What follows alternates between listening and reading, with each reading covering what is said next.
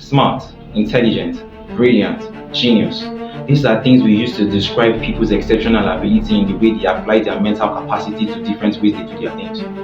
Now, how do we know how to actually attribute each of these words and each of actions that people can carry out? So let's talk about it. My name is Miracle, and you're welcome to my channel. And this channel is actually designed to enlighten people's mind and to educate ourselves. So join me as we actually get into this journey of knowledge. Now let's start. First of all, let's talk about smart. What does the word smart mean? It was actually coined out from two words, schmerzen and smiotan. Which one was actually an English word and the other a German word. Now when we say a person is smart, what does that mean? What does that mean? It actually means the ability or the capacity to do things which might be logical, which might be mentally demanding, but these things will be done in a very, very quick manner. So we say that smart people are quick-witted. So their methodologies of doing things are actually faster than the way an average-minded person does it. So we say those things or those things are done in a smart way. So these individuals are smart. Hence, we have things like a smart phone. But let's go to the other aspect, intelligence. Intelligence was actually coined out from two Latin words, inter, which means between, and legere actually, which means to exert things from. Now, intelligent actually in total ramification means understanding. So how do we classify an intelligent person? An intelligent person is actually a person who has a high mental capacity to even think outside the box, and these individuals are problem-solving individuals. Now, there is a mistake many people actually make by thinking that the word intelligent or brilliant is only streamlined to academics, but no, it isn't, because an intelligent mind is someone who actually understands the way things are and can actually use his mental capacity to generate a solution rather than just watching the problem. So now, what are the examples? Who are the people we are going to categorize as intelligent minds? An intelligent person is going to be highly creative. An intelligent person is somebody sometimes who actually thinks abstract and thinks outside the box and do not actually follow the conventional method. Individuals who you can classify as intelligent minds are Neil deGrasse, the astrophysicist.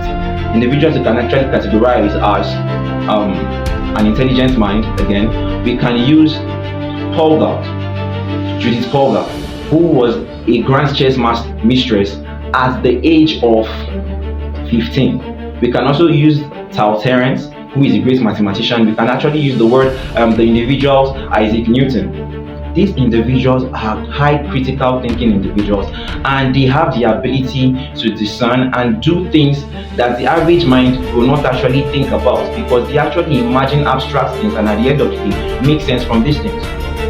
Now let's talk about the individuals that we call the brilliant mind. Now the word brilliant was actually derived from the Latin word berylos. Now berylos was actually derived from the word beryl, which was said to be a gemstone known for its sparkling nature. Now, for the word berylos, meaning that for you to be classified as a brilliant person, you must have achieved an apex achievement. You must have done something that is so great. Now, what do I mean? Individuals we classify as brilliant individuals are mostly inventors, because they use their ability to think to actually carry out groundbreaking results. Who are the individuals you can classify as brilliant individuals? These individuals can be mostly found in the science field, but they are not just in the science field. As I said, they are not just academically brilliant. We call individuals that are brilliant not just solution givers, but creative minds. Now, let's talk about the brilliant minds. Examples of individuals we are going to classify as brilliant minds are people like Galileo Galilei, Graham Bell, individuals like Thomas Edison, individuals like Michael Faraday, individuals like even Johan Cruyff in sports, known for his discovery of his football playing method known as tiki-taka. these individuals are actually brilliant-minded individuals who are known for their creative concepts. Now let's go to the grand masters of them all, the people we call the genius. Now, who is a genius? A genius is a person who is known for his exceptional thinking. Now, the problem is, how do we distinguish a genius from a brilliant person?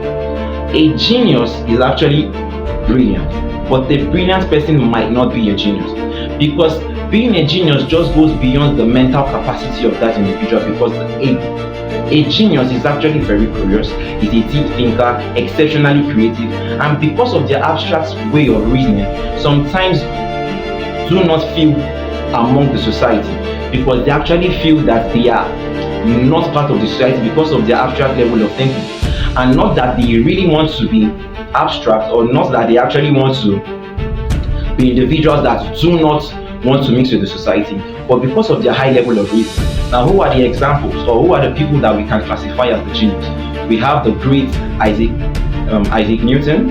Again, yes, Isaac Newton was also a genius. We have people like Albert Einstein, the great astrophysicist. We also have individuals like Mozart. Yes, Amadeus Mozart. We have individuals like Leonardo da Vinci. We have individuals like Marie Curie, who actually got the Nobel Prize on 2 different fields, in places like chemistry and physics. Now, the question I would like to ask you is, where do you think you fall? Are you actually a genius? Are you a smart individual? Are you intelligent? Or are you actually a brilliant individual? Now, the thing is, regardless of where you actually fall, you can actually carry out great things if you decide to actually push yourself. Now, being an intelligent person means that you can actually reason at an in-depth level, and you can actually boost it, because intelligent minds are said to be known to have a high level of brilliant nature. In what way? That they can achieve the brilliant level. How? They can do that by reason of learning. They can do that by reason of critical thinking. They can do that by understanding things better if they spend more time to actually boost their intelligence. And intelligence is mostly known to be measured by IQ. But what about the genius? The genius is not just measured by his IQ, but by other things. What about brilliancy? Sometimes brilliancy is actually measured by IQ also. So all those things are how we actually arrange the critical thinking. This is how we actually arrange people's level of reasoning. So the question is, where do you fall? Please tell me where you belong in the comment section. Please like and subscribe for more educative content. Thank you very much, and I remain your host, Miracle the Tutor. Thank you, and see you in the next video. Thank you very much.